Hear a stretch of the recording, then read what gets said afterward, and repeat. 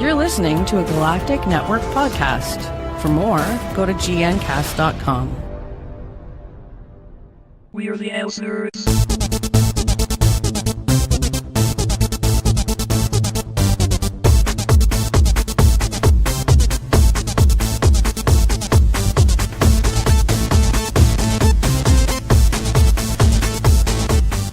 Hello and welcome to ElseNerds, a production of Galactic Network. I'm Gregor Sprick, and joining me is Corey Scott. And real quick, before we get started, for info on all this, or on the show, including show notes and subscription links, you can go to ElseNerds.com. And for other Galactic Network programs, go to gncasts.com. And as a warning, on ElseNerds, we tend to shoot our mouths off without thinking, so we will both spoil things and swear liberally. This is your one and only warning. And we'll start off the show by going, "Hi, Growly." Corey, how you doing? Shit, piss, fuck, cunt, cocksucker, the motherfucker, and tits. You're welcome. And lay it all out there and give the audience what they apparently don't want. Hey, how's it going? Oh, good. So for those guys who don't realize why I'm laughing so much, one, I believe that is George Carlin's 7 words, not 7 to say words. You'll never say on TV. Although, boy, that's past. Yeah, which I loved on At Midnight, where they were talking about. I think it was like on the anniversary of George Carlin's like either birthday or death day, something one of the two. That they no, it was the anniversary of him saying those, and then Chris did it. And how many of them didn't get bleeped? And I'm like, nice. Well, that's a great point. But then I was talking about this earlier with one of the kids from my church who wanted me to tone down the swearing, and I'm like, I'll do my best. Can't make any promises for anyone else though. So yeah, let's go. But enough about that. Let's get into the show. We are recording a little later than normal because I just got out of work and I have to turn around and go to work at 8 a.m. tomorrow. So this is gonna be fun. It's going to be a weird show, and I want to apologize to our guest from last week, Jackie Hearn, who I'm very glad that she got to be on, but unfortunately I missed it. I had a family emergency over the weekend and could not be here. Yeah. So I apologize to her, apologize to you, the listeners. I went out on a limb and made that plural. Could be listener. That's fine. Hi, Growly. But still. No, actually, apparently we are big in Japan. Yeah. Looking at looked at our statistics, and a lot of people are listening to. So saying the only Japan that I know, the only Japanese I know, ohayou gozaimasu. That's it. I've and konnichiwa. That's it. I'm done. I've tapped out. Viva la hamster. You're welcome-o. Yeah. So let's get into the news, shall we? And the first bit of news is comic book news. And if I had planned ahead, I would have put this on the back on my TV. But they have announced the new. Oh, first off, Marvel has announced that Jean Grey, the original pre or post Phoenix, we don't know, is coming back. Last killed off by Grant Morrison, I believe. But it's so hard to keep up with the comics these days. Actually, no, I believe that sounds about right because she hasn't come back since that last time. So right, except that she has. Well, and then there was like 1,000 Phoenixes running around, and we'll get into the repetitiveness of this in a minute. But yeah, so Jean Grey is returning as the character Phoenix. That is pretty much all she's known for. Other than calling her boyfriend in the cartoon series in the 90s Cyclops, even though he did have an actual first name. It's just like every romantic scene between Jean Grey, whose superhero name is Jean Grey, and Cyclops, aka Scott Summers. It's like, oh, Cyclops, shut up. Like, oh man, like the cartoons have not necessarily gotten a lot better, but there was definitely better examples, and a lot of us have a love of that 90s X-Men cartoon series because it was very good at adapting from the comics, but at the same time it was just so cheesy. It was in some ways it was just so bad. It's like watching 90s and 80s superhero movies and that was all we had, and now having to compare them to things from the last 10, 15 years, they don't hold up. And why would they? But how many old movies hold up? It's it's touch and go on some of that stuff, but they really don't hold up. But when we were kids, man, that they were awesome. And some things it's like, okay, so we've got a modern day Teenage Mutant Ninja Turtles couple of films, but they don't seem to hold up compared to the original ones. And the original ones were hokey and kind of like puppety costumes and everything, but they just felt a lot more purely close to what the comics were. And the new ones are all just like over stylized. So it can go both ways. Yeah. So Marvel has announced they're doing a limited series called the Resurrection of Jean Grey, which again, I think, as we said, she hasn't really been back fully. Like there've been like these other little like instances. I would compare it almost to, from what I understand, of Barry Allen when he died during Crisis on Infinite Earths, where he came back in these little bits, but it wasn't like he's back, here's his new regular series. No, it was just bring him in. Well, I was speaking more of the young versions of the original 5 X-Men being around, and somehow that's still, while never making sense, just doesn't seem to matter anymore. You've got the young versions of some of these characters coexisting with the current day versions, and current day Iceman suddenly discovering that he must be gay because the young version of him is. And the only reason the young version that he decided that he was is because young Jean Grey said, Bobby, you're gay. Really? I didn't know that. Well, I guess that must be true. And it was just like, we'll get into who did that in a few minutes too, but it was a poorly written scene to make what is probably some very interesting comics as the results. Yeah. But that moment didn't feel earned and felt really kind of cruel. And you've been outed to yourself by a friend who read your mind and invaded your privacy. That said, this is old school Jean Grey to fix the issues that we have with older school Jean Grey. So, okay, to make this easier on you, when we say this, we are talking about the adult Jean Grey, not teenage Jean Grey, who is the time displaced one. No, because nerd culture has leaked into porn, and adult Jean Grey sounds like something else entirely. I don't. Okay, in her 30s, Jean Grey. We'll just call her Jean Grey Prime. That for some reason that rings to me, even though we don't know that that's necessarily the case, because Jean Grey was supposed to be Phoenix, and then when Jean Grey came back to life after the whole Dark Phoenix thing, it turned out she wasn't ever really Phoenix. It was some clone or something. And then Madeline Pryor, and oh man, so many Jean Greys. It's almost as many Wolverines. It's just so bad. But anyways, we are so off track of this story here, because they've announced the writing and art team for this, and then they've announced the roster for X-Men Red. This is the series that is going to take place. That is this Jean Grey. There's going to be taking place in the Resurrection of Jean Grey, that she is going to be leading. So they're going to have 3 X-Men color books. I think we're 3 away from just having X-Men Rainbow. I'm going to go into that in a second too. Yeah. But yeah. But so far, and Corey, you can give us backstory on some of these characters, because I'm familiar with a few of them. Well, actually, most of them. But, all right. So the creative team is Tom Taylor, who is currently writing all new Wolverine, and I think might be writing the Resurrection of Jean Grey for Marvel. I'm not 100% on that, but so he's going to be introducing this new team and new book. Mahmoud Asrar is the artist, and then Travis Charest is going to be doing the covers. Travis did a really, to me, just fantastic run of Wildcats in the 90s with Alan Moore writing. Always liked his work, but he is not super fast, so it makes sense that he's a cover artist on this. Yeah. So some of the team, they've announced the team. They were teasing it.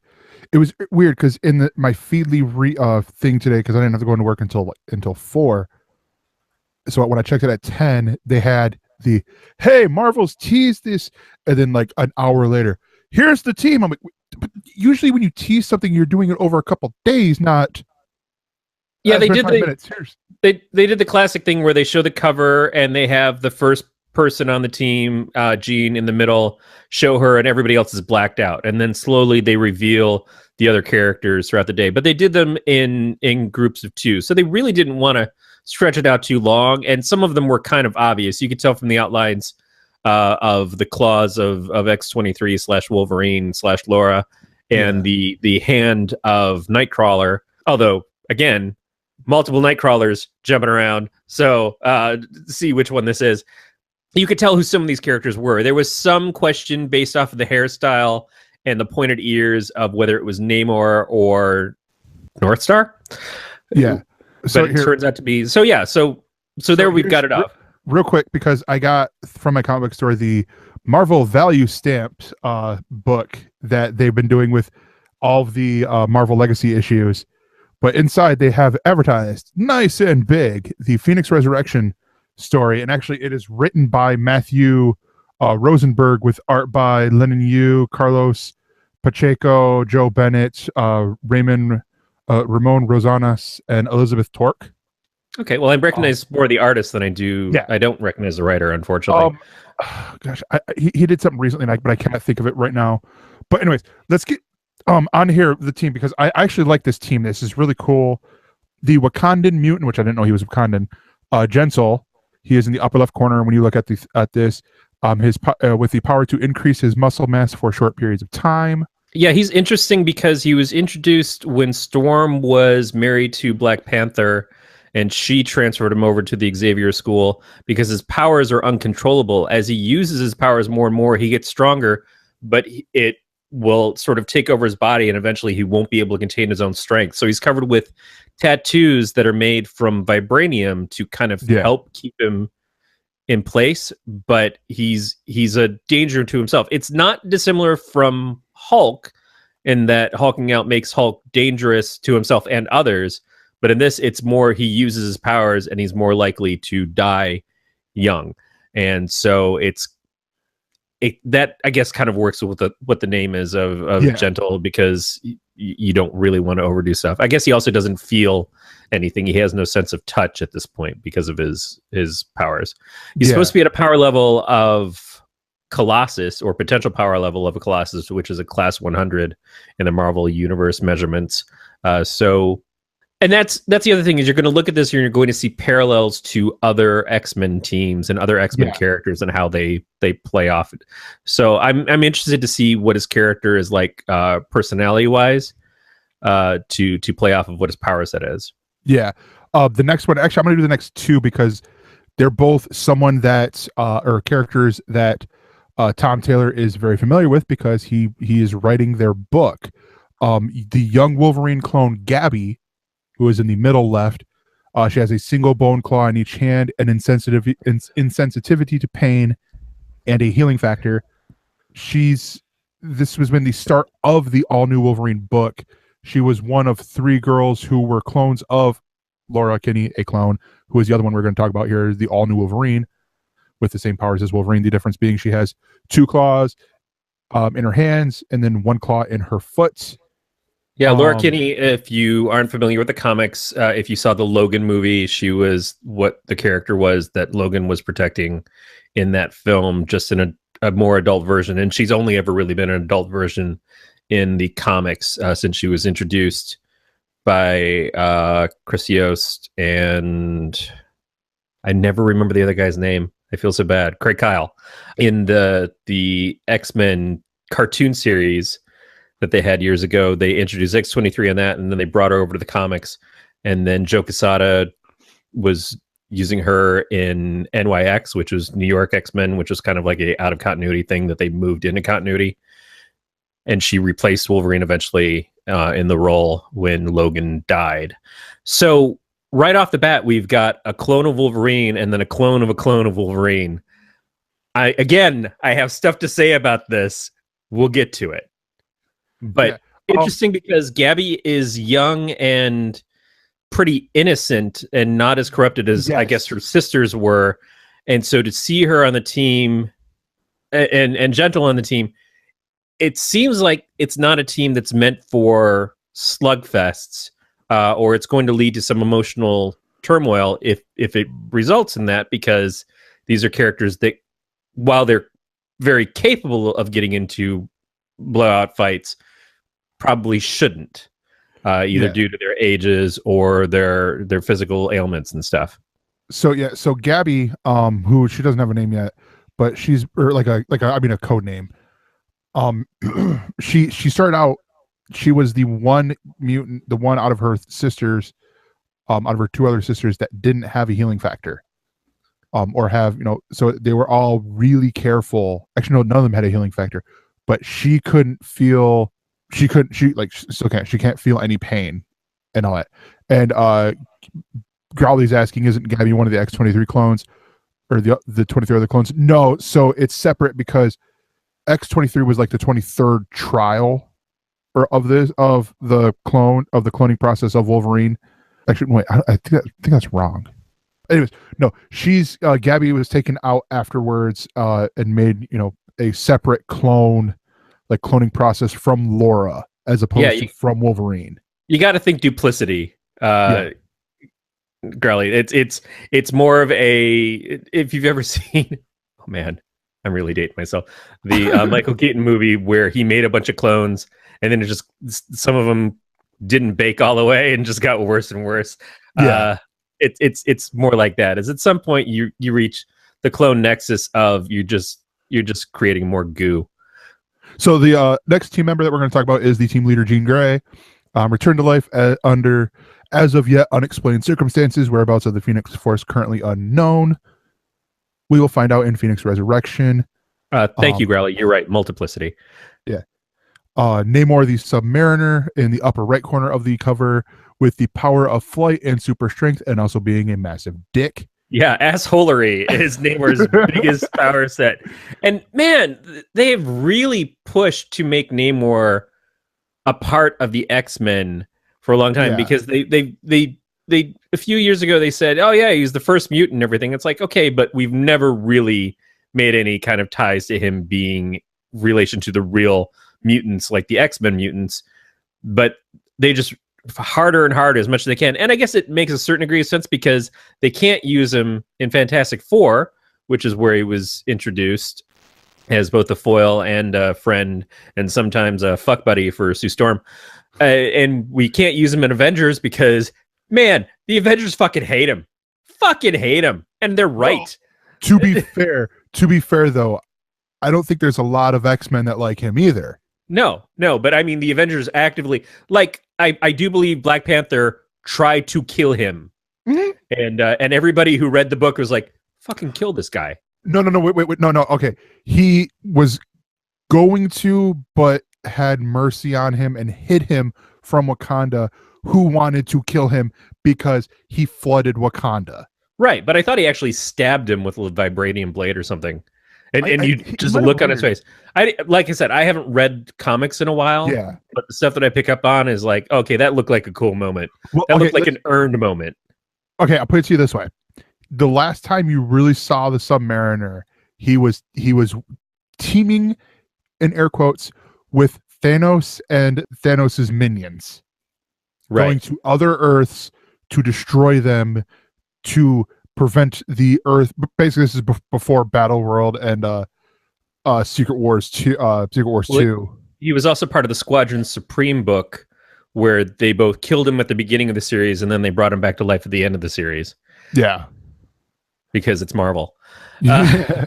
The other one, like Corey mentioned before, is Nightcrawler. He's in the middle right, with the power of teleportation. Nightcrawler, one of the greatest X-Men of all time. Yeah, and I believe Nightcrawler's on X-Men Gold.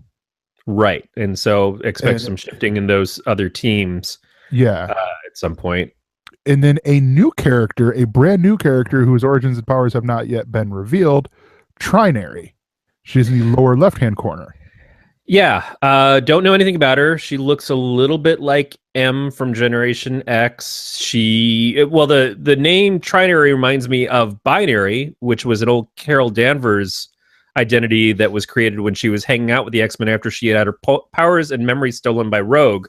And she went with the X-Men into space and fought the Brood with the Shi'ar and gained powers in there. And that's when she became Binary for a number of years.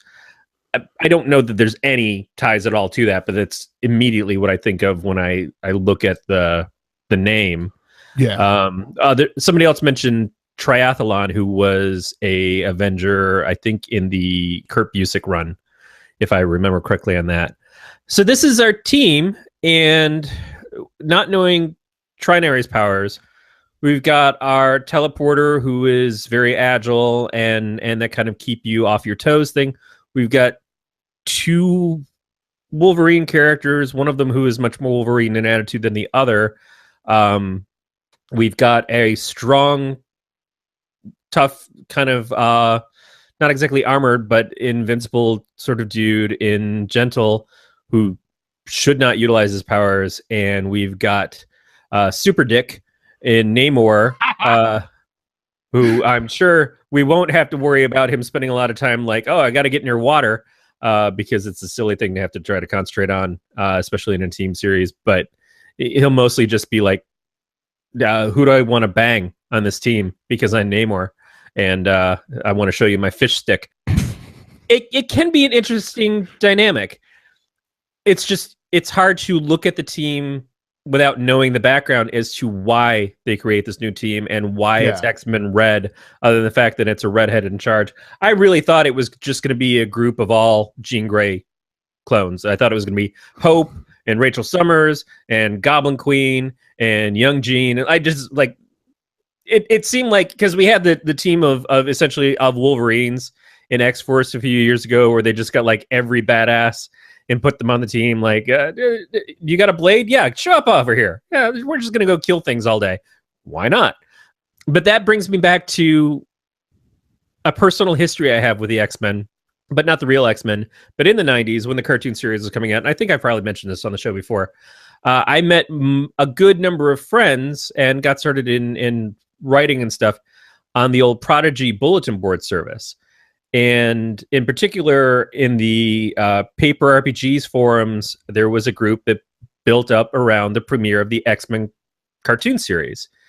And it was a lot of people that were play acting as different X-Men characters. And of course, there were way too many people to just be characters from the show or even characters from the comics to a certain degree. So a lot of us made up our own characters. And again, because there were so many people, you couldn't just have, at that point in time in the comics, there was X-Men Gold and X-Men Blue, one book being written by Scott Lobdell, and the other book being written by Fabian Nicieza. So we had multicolor groups, and they didn't really have a theme for some of the teams. It was just like, this is X-Men White, and this is X-Men Blue, and this is X-Men Gold, and this is X-Men Green, and this is X-Men whatever. And when I joined up and I created my character, I wound up in X-Men Red, and X-Men Red did have a theme, which was more of, it was like the kind of more cutthroat version of the X-Men, not necessarily like the Black Ops team, because there was a Black X-Men Black, but it was a little bit more of, you were going to get more mature storylines, you were going to get more adult stuff. It was led by my friend Josh, who was a werewolf character, and my other best friend Anne and her werewolf character, and my character was a guy that was in silver armor and had swords and guns and everything. And then we also had silly stuff, like we had a guy who hung out with us that was just, he turned into a dog, and he spent most of his time just as a dog. And since it was people playing online, it was just a lot of silly, fun stories. Like, my character spent most of his time looking to see who stole his cream rinse, because his poor hair couldn't handle not being conditioned well enough. And so the other day, Josh posted on my board, and he's like, hey, here's this new X-Men Red team coming out. I said, needs a werewolf. And he was posting today as they were showing the characters. He's like, well, there's no werewolf here. I'm like, yeah, but there's 2 Wolverines. I feel like we kind of are meeting our quota.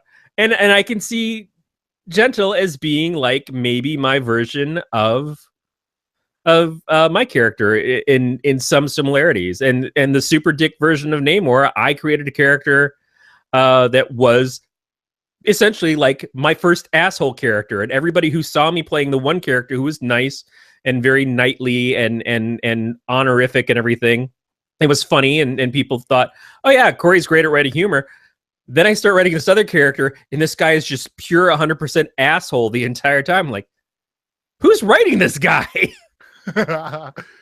and so I'm looking at this, and I'm seeing the parallels between our X-Men Red and this X-Men Red. Oh, and I should mention, later on, as I got voted up to being one of the kind of leads of the whole group, I reassigned all the X-Men teams and gave them reasons for being. So X-Men Red kind of continued being what it was, but X-Men Black became the Black Ops team. The X-Men Silver became the Magic-based team. X-Men White, I think it was, because it already existed, became more of like the X Factor, became the public face, the doing, like if you need somebody to go and show up on the news or be like out in front of cameras, that would be them, and so on and so forth. X-Men Green, I think, was our eco-terrorism team or whatever, dealing with challenges. It made sense at the time. Very 90s. Yeah. And before Jeff Johns ever did fucking shit with Green Lantern. It was already there. But it's just so funny to me to see this happening now, because one of the people that we used to talk to on the bulletin boards was Scott Lobdell. And that was before he was doing Generation X. Like, I remember Generation X was coming out. I'm like, hey, Scott, let me tell you about some character ideas that you should throw in Generation X. And Scott, to his credit, didn't listen to me at all. I fucking landed everything himself, did a great book, did one of my favorite comics of all time. Yeah. No, that's awesome. So the next story is one that's sort of going to get me upset here. Not incredibly, because, you know, I understand, but DC and Warner Brothers have cast Billy Batson, or the role of Billy Batson, in the Shazam film, and it is Asher Angel. Now, some people might know him from the Disney Channel show Andy Mack, where he plays the main character, Andy Mack's love interest on there.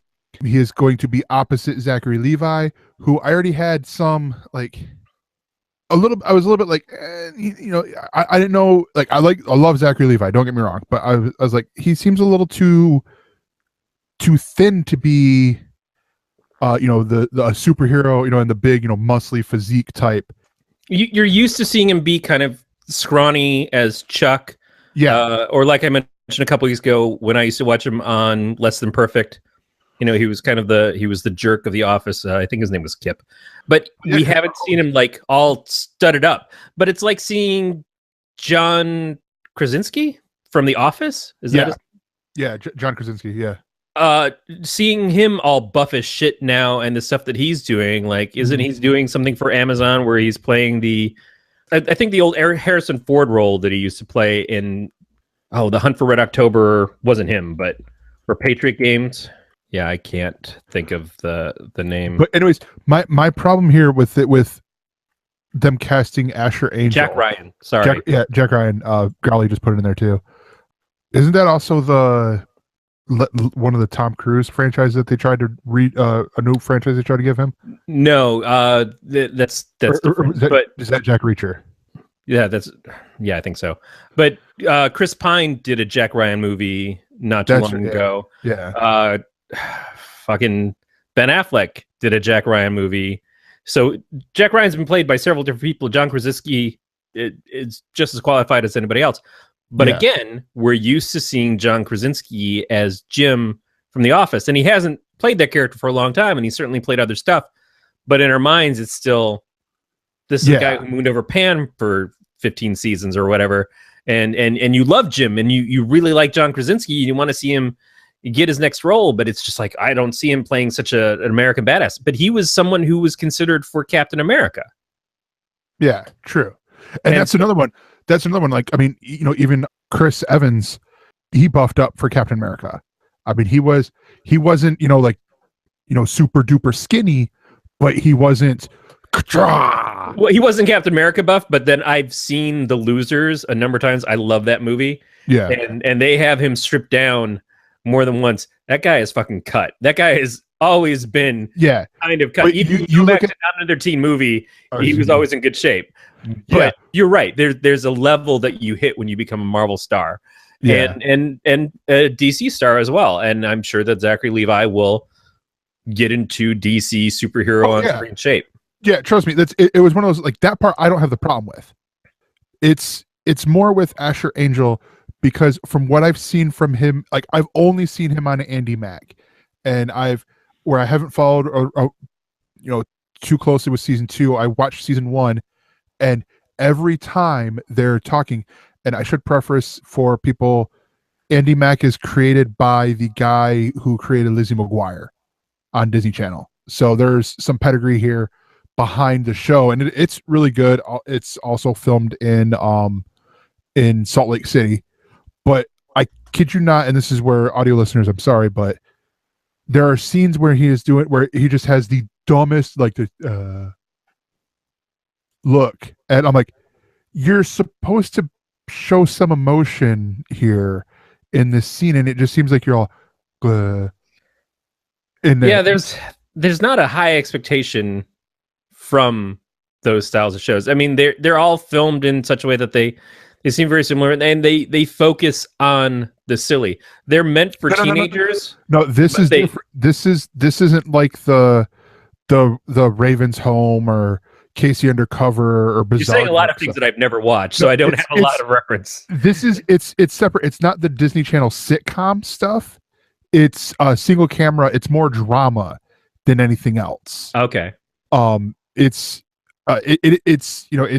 hitting this different spots here with it, because it's, like I said, it's not these like the kids don't really act, they just yell louder and stuff and all that. It's a little bit, but is the level of what the expectations are for that show the same as what they're getting from a movie? There's got to be a reason why it was cast. I think honestly, I think he could do better. I think it's, so far when I've seen of him in season 2, he has done better in acting. Not so much of the just looking dumb while you're listening to your girlfriend talk to you about how she's super duper jealous of you hanging out with this girl with the pixie haircut and all that stuff. And like are you talking about Scott Pilgrim? Because it sounds like you're talking about Scott Pilgrim a little bit. The main character, Andy Mack, she has like really short hair, and they say with the pixie haircut. I'm like, is that a pixie haircut? But anyways, it's, I don't know. I feel like I need to watch more of Andy Mack to see if he's improved before I go, okay. Or maybe see other stuff that he's been in. So I'm gonna give 2 examples of, and not to counter you, but to say that the expectations based off of the first things that we were seeing them in and where they wound up. One of them is Jared Leto. Jared Leto, the first time I ever saw was in My So-Called Life. And I loved My So-Called Life. I was watching it on ABC when it was on, and then had to go over to MTV to get the rest of the episodes when they started re-airing it. It was very sweet, good show. Jared Leto was the boy that Claire Danes fawned all over, and he leaned great. But the expectations of Jared Leto from that point, like, loved him because he was on the show, and loved and hated his character to many a degree. But he played him well, but he didn't like blow me away with his acting ability or his chops. But you take that and you look at Jared Leto of today and the vast varied body of work, and you can make comments about his Joker and stuff, but he's certainly proven in a lot of different roles that he's a very fine actor, and not a bad singer. The other one would be Will Smith. Will Smith, who had a lot of charm and was great in front of a camera, working a crowd from being Jazzy Jeff and the Fresh Prince and all that. But when you had the Fresh Prince of Bel-Air, you watched him learn how to act during the seasons of that show. Because in that first season, no. Second season, no. Third season, no, but maybe. And then it just kind of went on. And definitely by the time he started hitting the big screen, it was like, this guy can command a movie. His performance is good enough that it keeps you riveted to it. And again, not all of his work is the greatest in the world, but he's consistently watchable. He's good. You can put him in a shit film and you're going to walk out of there saying, well, that was a shit film. Will Smith was stupid for choosing to be in that. But that's what you get when you're fucking listening to a guy who made Avatar. But still, these are 2 guys that young actors were better than what their first roles were, or were probably adequate in their first roles, but learned over time. And something made them choose this kid to be our Billy Batson, and how much of the weight is going to be on him versus how much of the weight is going to be on Zachary Levi. And I trust in Zachary Levi to command a performance, even in something that is going to be outside of the norm from him. Yeah. I still think it is a possibility. I honestly look at this, and I looked at his IMDb. He hasn't really done much. He was in an episode of a Nickelodeon TV show that you would not know the name of. He was in an episode of Criminal Minds Beyond Borders. He hasn't really done too much, and it's one of those things that, like, I would have to imagine that they just sort of killed it, like, or he killed it in the auditions and stuff like that. But along the same lines, I don't like it's just seeing those little things that he did throughout season 1 of the only thing I've seen him in. Like, it's just when I'm like, show a little bit more emotion here, because you honestly and that was it. And he probably has done better and all that, and I applaud him. By the time this is done, or they start filming with this, they probably would have done season 3, maybe season 4 of Andy Mack. And I honestly want to be proven wrong. I honestly want to be proven wrong that he's, going to be great in this. Yeah, and we didn't know the kid who played Spider-Man recently. Yeah. We hadn't seen him in anything before. All of a sudden, he showed up in Civil War. Well, I mean, you could, if you think about this, you go back to the 90s. We didn't know an actor who got brought in halfway, or in season 4, I think, of Growing Pains. And now he's finally won an Oscar. I mean, Leonardo DiCaprio, he came in, a good majority of the way through the series run. I was going to make a joke about Ben, but I could not for the life of me remember the name of the guy who played Ben on Growing Pains. And I don't know that he can either. Certainly his agent doesn't remember. Hey, he was in Battle of the Network Stars here, this reboot that they did. Yeah, was it just because they needed someone beat up on? And no one would feel bad if we beat up on Ben. That kid got hit with the ugly stick so many times. I'm sorry, that's rude. That's absolutely cruel. I'm not a pretty man. I can't just make fun of actors, but I can because I do, and it's the internet. Yeah. But anyways, so before Corey says anything else that's going to get him in trouble, we're gonna talk some Star Wars news. We have 2 stories that came from the same place that we're going to combine into one. They come from a galaxy far, far away. Yes. A long last week ago. Yeah. And I should preface this by saying I have still not seen anything on Star Wars The Last Jedi. I am doing my best to go in blind, so... You're going in dry for the Jedi. Exactly. I'm saving myself for The Last Jedi. But no, so 2 things that they announced on a conference call last week that Disney CEO Bob Iger announced is that Disney is developing a live-action Star Wars TV series that will be exclusive to Disney's new streaming service. Now, we could talk about the streaming service all we want, but we'll save that for when there's more to it, because right now we're hearing a lot of rumor and speculation. But the service, which is set to launch in 2019, the series, Star Wars series, will be joined by 3 other live-action shows based on Disney properties, one of them being Marvel, one of them on Monsters, Inc., a Monsters Inc. live action thing. I don't see that one working. That one has to be animated. And then the third one based on the High School Musical franchise. All of these are safe bets. All of these, honestly, all 4 of these seem like enough to get the right amount of people to subscribe to their service. But the question I have for you, Corey, is what do you want to see out of a live action TV series set in the Star Wars universe? It's a question of how much of it is stars versus different planets. How much of it can they film in Atlanta, like Walking Dead, and try to make it look like different stuff? And I don't know. Well, to be fair though, Guardians Volume 2 was filmed in Atlanta and London. Right. Yeah. And the first of the new trilogy was filmed in London. Yeah. They've done a great job with this.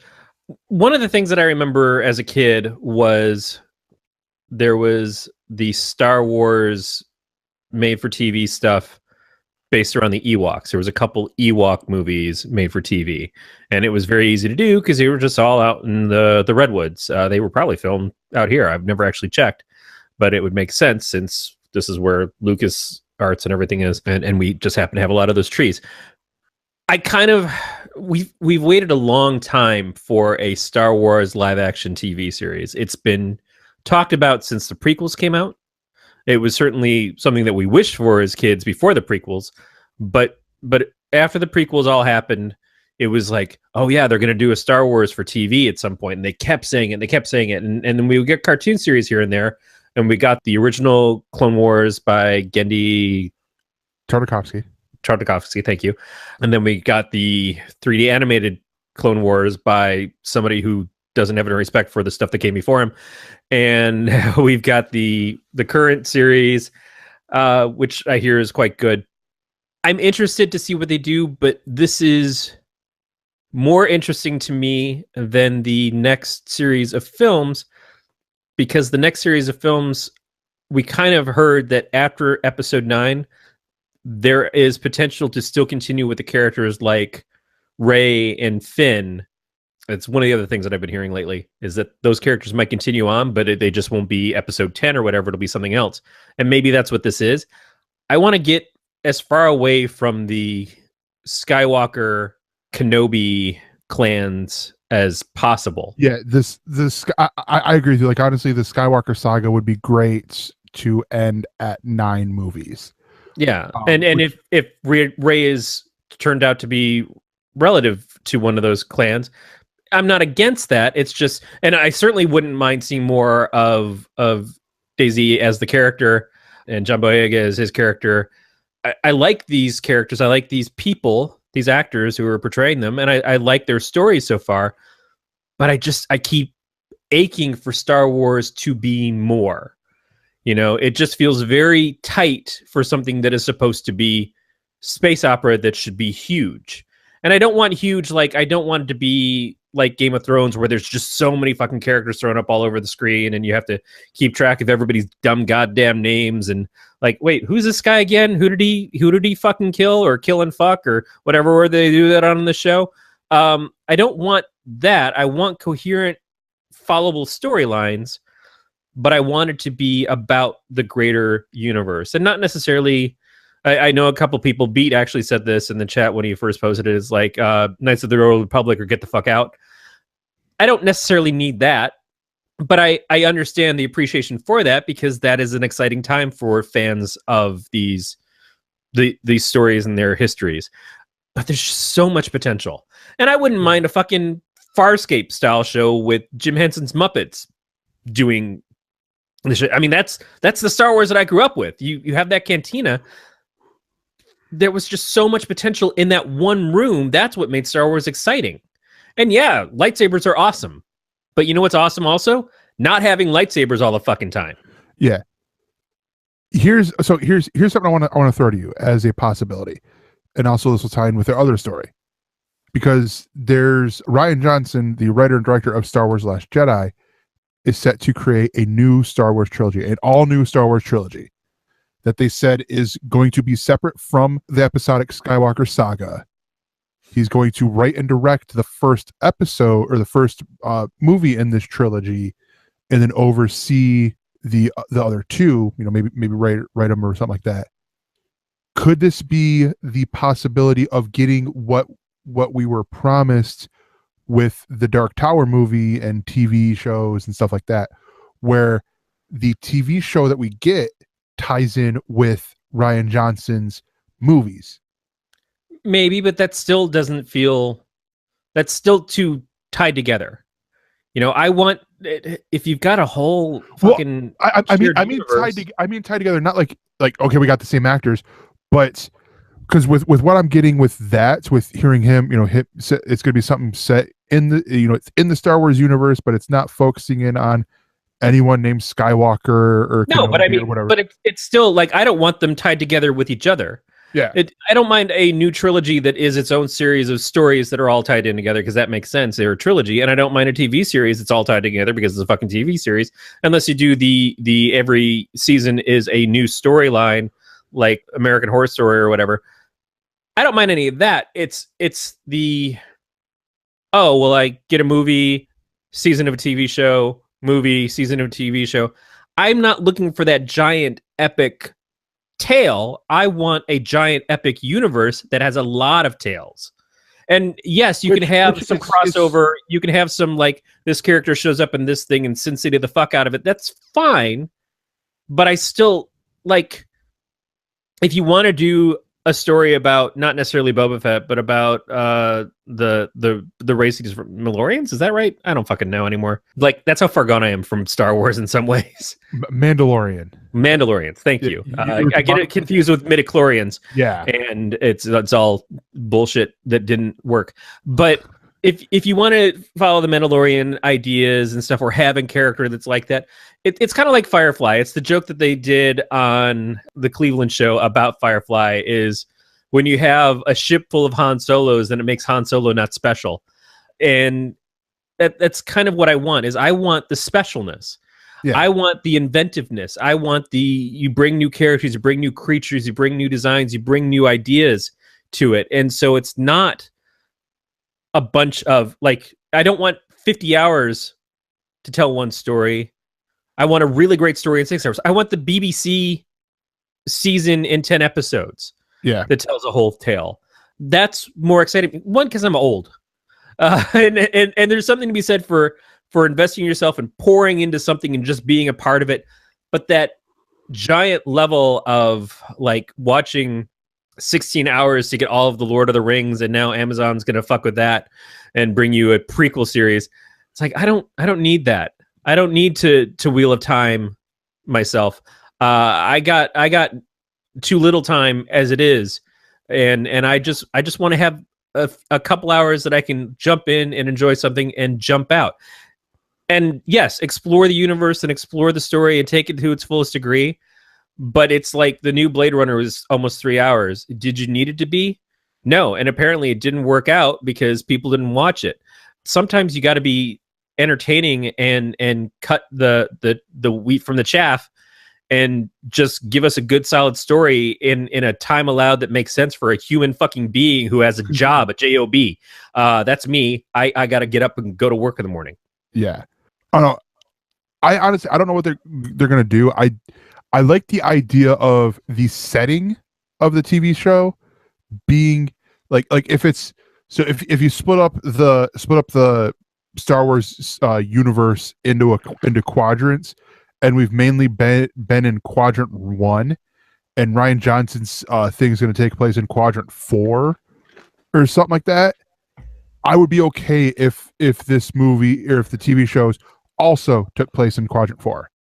I mean, if they, because of the people that work for the company, and we're talking about Disney owns Marvel, they could do the Marvel thing. Yeah. They could have a trilogy here and then some crossover stuff over here and work all this stuff up. I am not anxious to see someone else step in and try to do that same thing again. We've seen the challenges that Warner Brothers has had trying to do it with DC. We will see the challenges of we saw the blow up of the Universal Monster Dark Universe stuff that, like, oh yeah, we're going to do this whole big crossover with all these Universal Monster characters. Here's your Tom Cruise movie. Where is everybody? Hey, what up, yo?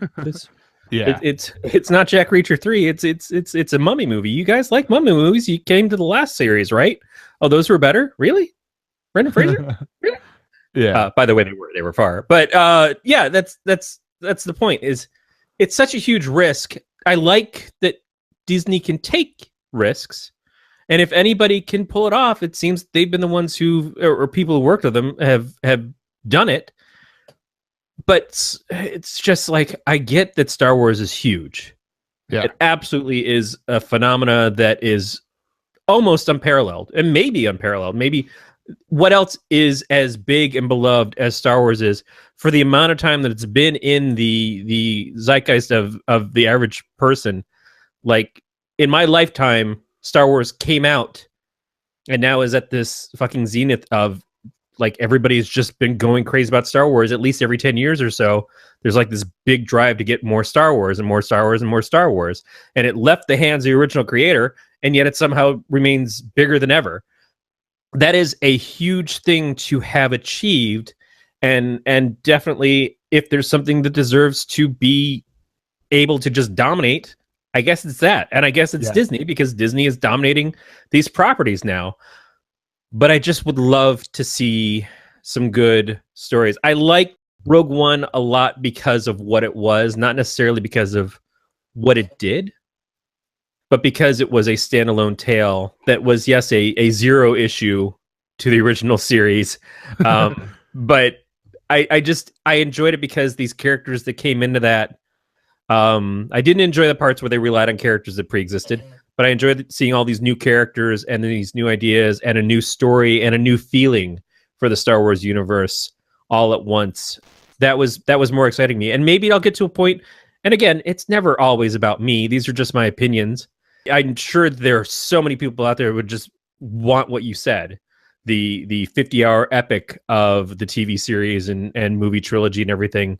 There are certainly people who would just be all over that like rats on cheese. And I would probably watch as much of it as I could. And if the movie grabbed me, I would enjoy it for the ride until I die prematurely in the middle of it. Like, I'm never going to see my last Marvel film. I'm never going to see my last Star Wars film. I'm not going to make it that long. But I would just rather... I would be more excited about something that is contained and just impeccable like the original series was to me. Those first 3 movies were just the greatest things in the world to me and never let me down the whole way through. And I like the Ewoks, and I like the original Ewok song. And it was just when somebody came back and started fucking with it and retooling everything to piss me off and lost me for a good number of years. But now I'm back. I'm here. Never could that excite me. Fucking idiot who put flashlights in replacement for guns in E.T. But yeah, so that is going to do it for the news. But hey, if you want to be like Brian Jensen and be our newest Patreon partner, yes, Brian Jensen, this is your moment. You get a big old thank you from myself, from Corey, from everyone here at Galactic I feel like when Network. Kelly Clarkson is saying this is your moment. I'm not even going to try to sing because I'm horrible. But if you want to be like Brian Jensen, it's really easy. Go to gncast.com/support. On that, you will find the Patreon link, or you can go to patreon.com/galacticnetcasts. And for as little as $1, that's it, just $1 a month. Not an episode, not a week, a month. You could support the show. You can help keep the lights on here, because I hate to tell you, but I'm afraid of the dark. I don't like being, well, I'm not afraid of the dark. I don't like being in the dark. And so if this helps, keep the lights on here where I get to talk to Corey and and Growly, then hey, support. Keep it to where I can talk to my best friends in the whole wide world that I've never met face to face. Someday. The other part thing of this is, if you think we swear too much, and I don't think I've sworn at all today on the show. I don't know. I got you covered. Yeah. You can go to the survey, bit.ly/EN survey 2017. That is capital E, capital N, capital S, lowercase Irvay 2017 in number. Lowercase Irvay is the guy from Fantasy Island, right? D-plane, boss, D-plane. That one. Oh, I'm so glad you got that reference. I don't remember seeing the show, but I know the reference. But you can go there. It is like a 20-question survey. It's not going to take you that long. And hey, what do you want us to talk about? What do you think? Do you want us to swear? Do you not want us to swear? Do you want us to speak in German accents? That's going to sound horrible, but what? Basically, we will take all these things into consideration and try to improve the show. So, go do it. We're back. Before we get into the ElseViews, you reminded me of something. Coming home from Thor Ragnarok, I almost died. Oh, nice. Yeah. So the movie theater I went and saw it in is actually the one that's like right behind where I work. And so I'm coming back on the highway, and I'm not even a mile like from the entrance ramp. And I'm looking down the road. I'm like, why are there headlights? Like, I feel like those are not supposed to be there. There's some dude. I'm hoping it was a cop. I didn't look in the paper the next day to see, some jackass just died. There's my swear. This is where I'm going to start. But some jackass died going the wrong way down the highway. I saw this. I'm like, in my body, I'm like, this is where I die. This is where I'm gonna meet my maker here. And I slow down, and I'm like, oh, good. And I was watching the rearview mirror, and I'm like, do I go back and see like what the fuck is up with them? So you turn around and follow them the wrong way down the highway? No, I was gonna go down the exit and just go back like this and be like, what is going on here? But I didn't do it. I'm just like, because my heart was beating. I'm like, I could have died here. But yeah, so sorry. That was just a little side that I figured I would mention. But yeah, this is the ElseViews. This is the point in this is the point in the show where we talk about the video games, movies, TV shows, things that we've been watching over the past week, or enjoying this past week, that we want to get more in depth on. And Corey, you're doing ElseNerds, right? This isn't pot. Yeah, but I want to. Matt's been good to me, and I want to save him from ever having to see this. And I want to save you. I want to save you, dear ElseNerds listener, a potential pot listener, potential pot smoker, because there's not enough pot in the world to make you want to see this movie. Now, okay, ton of caveats go into this. When Aaron and I, not necessarily when we first started dating, but quite a while ago in Corey and Aaron, my wife, time, we saw this movie. My wife is a huge fan of horror movies, as I think I've said a billion times. We went and saw this movie that we didn't know much about called Jeepers Creepers. It was in 2001, so we'd been dating for about 2 years, maybe just over.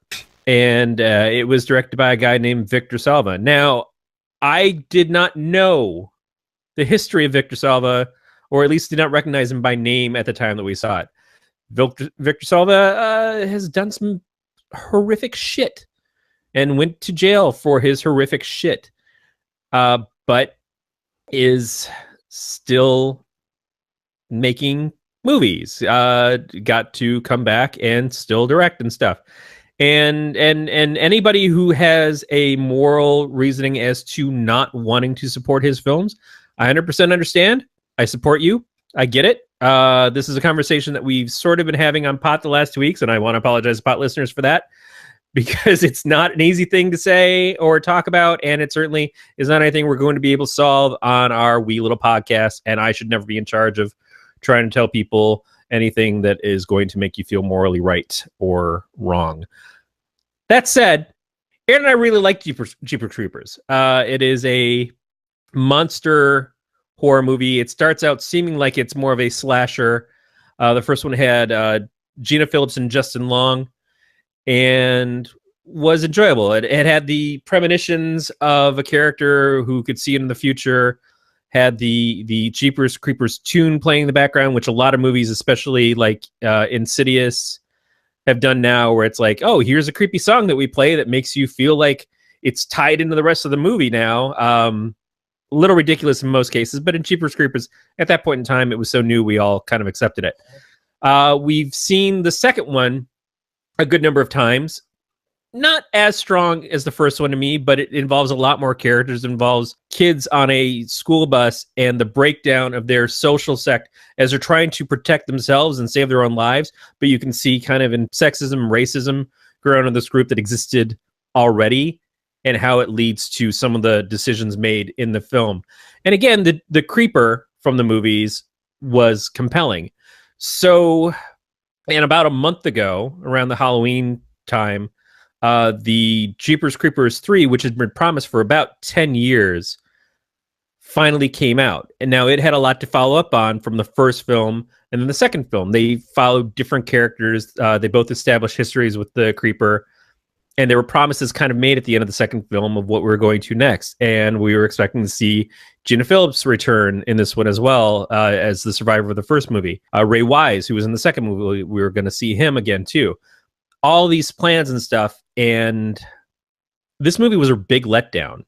This movie was a big piece of shit. And the entire time my wife and I are watching it. Now, I want to start out with, this movie came out in the theater for one night, and then I think came back a week or two later for another night, and that was it. That was its entire theater run.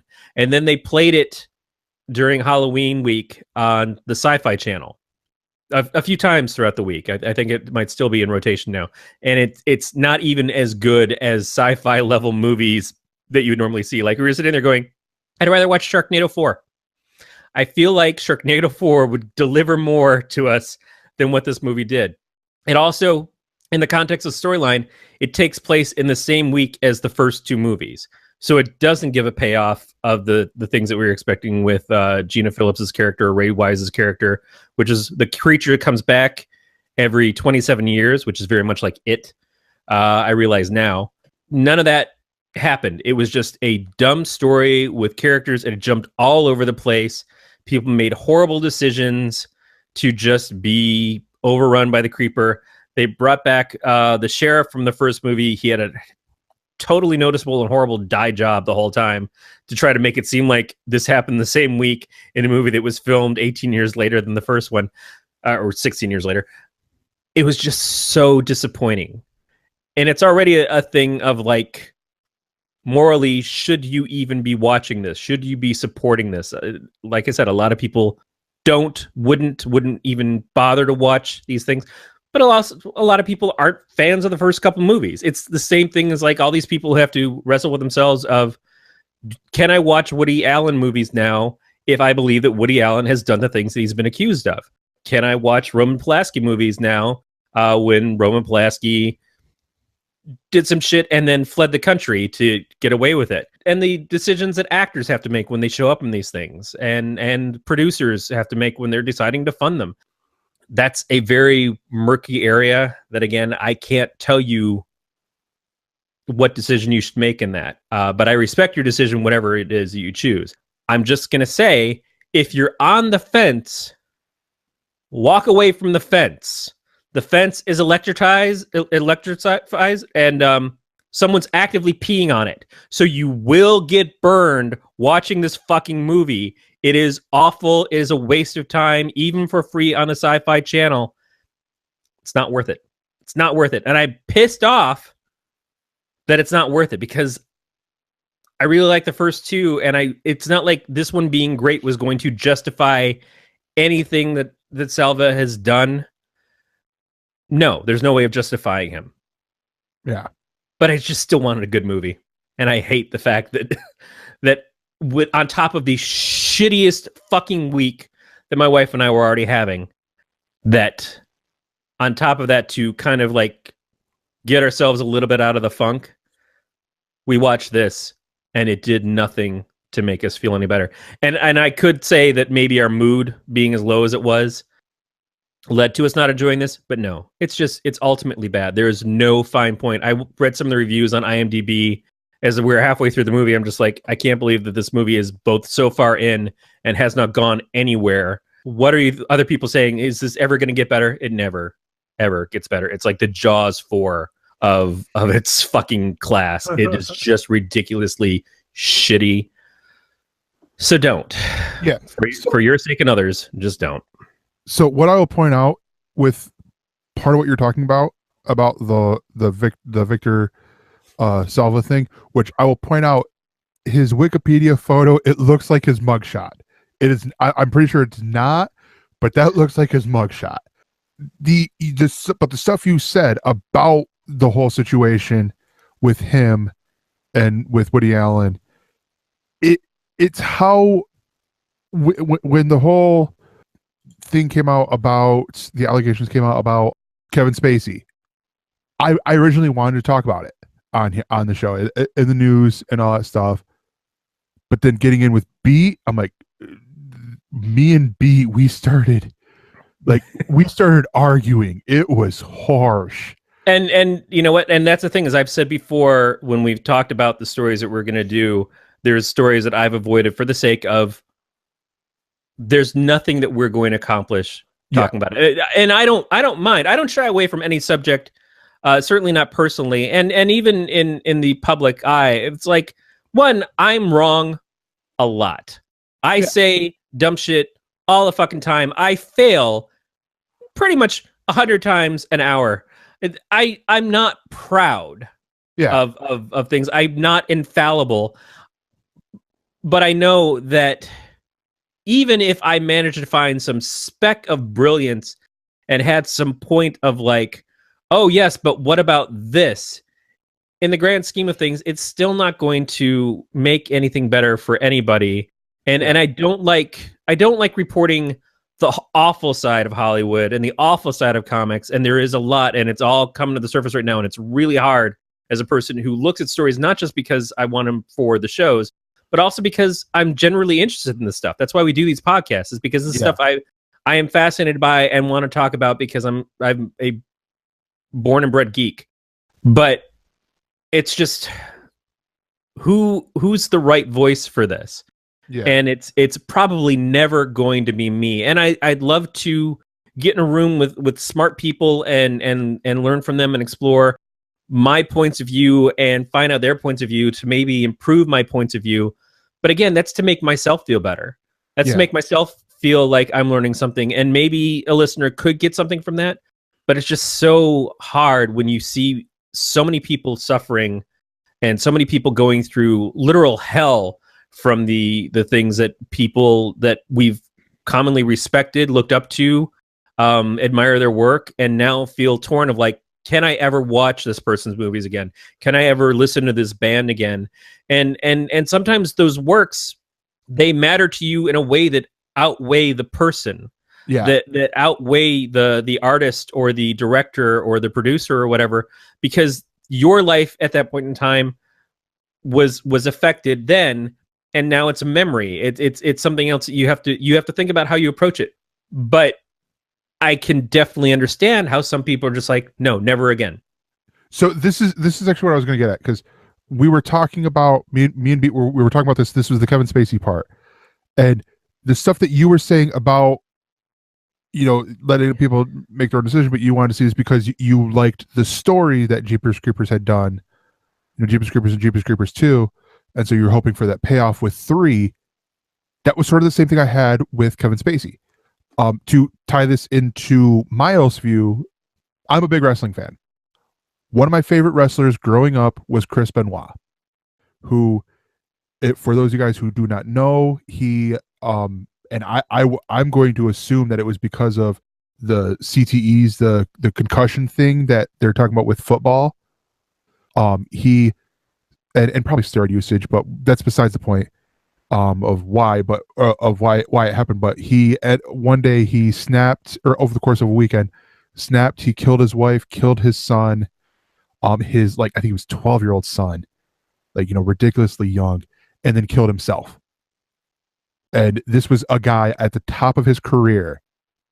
And since then, WWE, they did the whole, you know, as, because it came out as to, you know, he had died, but it wasn't really known at the time of what had happened. So they did the in memoriams of him and his kid and his wife, and then it went, and now they do not mention him at all. Like, right, he's been wiped from. Yeah, it's. They also nuked Hulk Hogan from orbit because of some of the shit that went down with him. But then I hear the rumor that Hogan may actually get to come back because of the anniversary that's coming up. Yes. And Hogan also, to just not to put a fine point on it, is still alive and has the opportunity to show up. And while I don't believe in any way that he's redeemed himself for the things that he did, certainly a different level of awfulness. Yeah, there's the possibility of redemption, which is what I was trying to get at with when I was talking with B about the whole Kevin Spacey thing. Is it's like, I just want to be clear. Yeah, redemption is something else.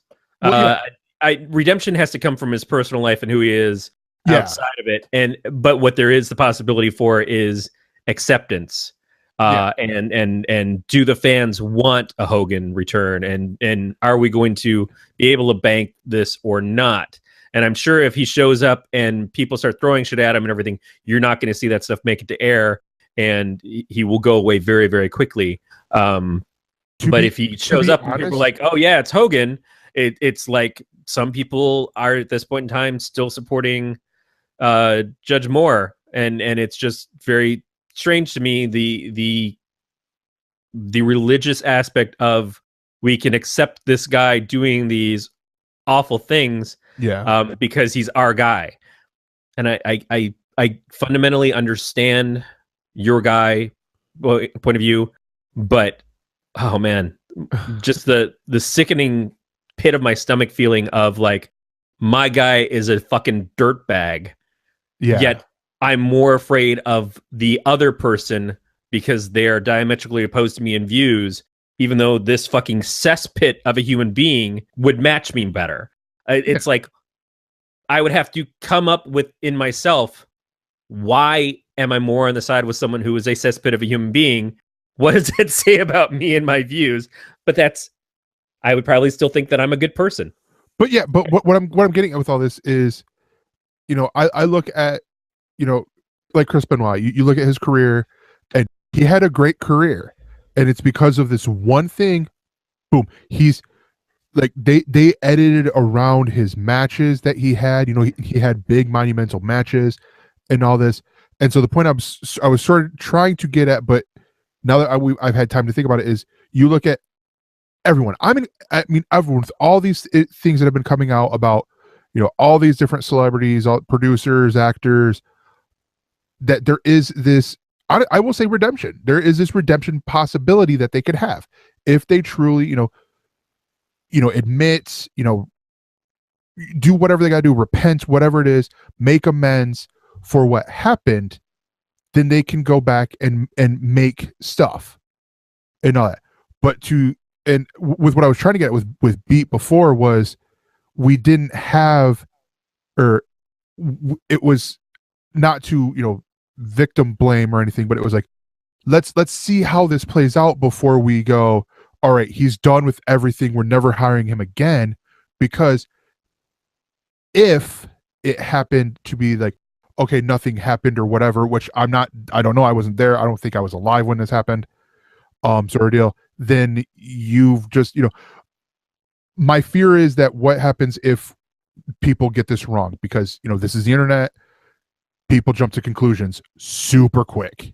Right. Yeah. The internet should not be the judge and jury on any of this, but every single person should decide for themselves if they want to support these people who have been accused anymore. And I said this a couple weeks ago when our friend Beach was on Podcast of Terror. I said, it's not automatically believing the accusation, but it is automatically validating the person who's saying it, as it's important to listen to them and it's important to investigate it. It's not shunning them and saying, oh, you're a liar because this person would never do that, or your opinion doesn't matter because, oh, it's no big deal because you're just a woman, or you're just a black person, or you're just you're not as powerful as this person, so this person is on a higher pedestal and doesn't have to follow the same rules as you. That's the part where we've gotten it wrong for so long. But the internet is certainly a giant round of like, I've decided what I feel before any evidence is laid out. And that's why our court system doesn't work that way. But unfortunately, in a lot of cases, these things are never going to go to court.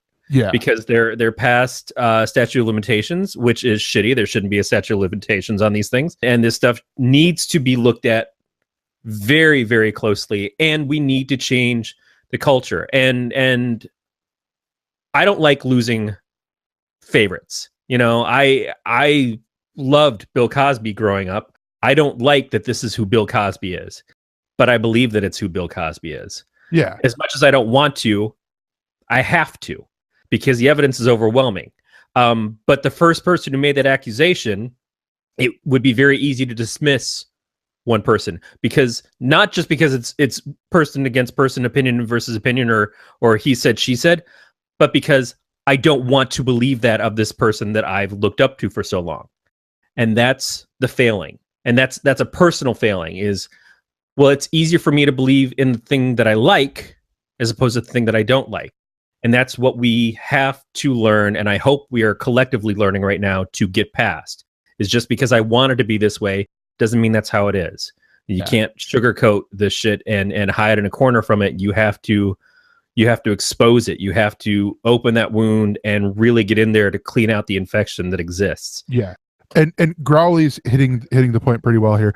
Actually, Growly stepping in for B, I will add. The way he sees it, the redemption cannot be a lame "I'm sorry" after a ton of not denials. There must be proof of real change, not a weekend for sex counseling. that's the thing I'm trying to get at, is because here's the other end of it. Let's say that, and I'm going to stick with Kevin Spacey on this one. Let's say he does actually find, he apologizes to, I'm blanking on the actor's name. Anthony Rapp. Anthony Rapp, in private, no cameras, no nothing. Anthony Rapp forgives him or whatever. This is all just hypothetical. And then they go public. They said, and they talk this, they explain the whole thing out. That Anthony forgives him. This is what Kevin Spacey's doing. But because of everyone who is no, he should never work again. He should never work again. And I know Kevin Spacey has the money, but that's besides the point. But yet everyone's like, no, he shouldn't work. But he forgave himself, or he not forgave himself. He's gotten forgiven by the person who he did these things to. Right. It's Frankenstein. Yeah. We're the villagers. We've decided what the crime is. We've decided what the punishment is. And so we're running through the streets with our torches.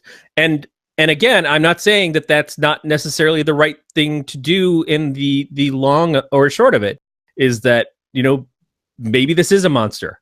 Maybe it is better for everybody that we completely torch their ability to be a part of this society. I can't say whether that's true or not, because we're just getting partial information. While I absolutely believe that stuff happened, and especially knowing that there are other people who've now come forward and said that similar things have happened. I'm not in charge of saying who gets to be forgiven and who gets to pay the price.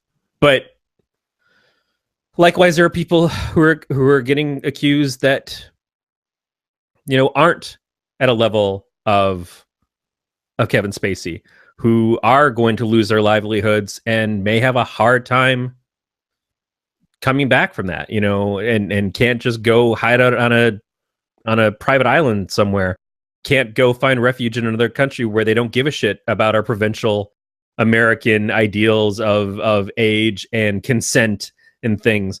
And that's hard, again, because when you're a criminal, and you're convicted of a crime, you lose rights.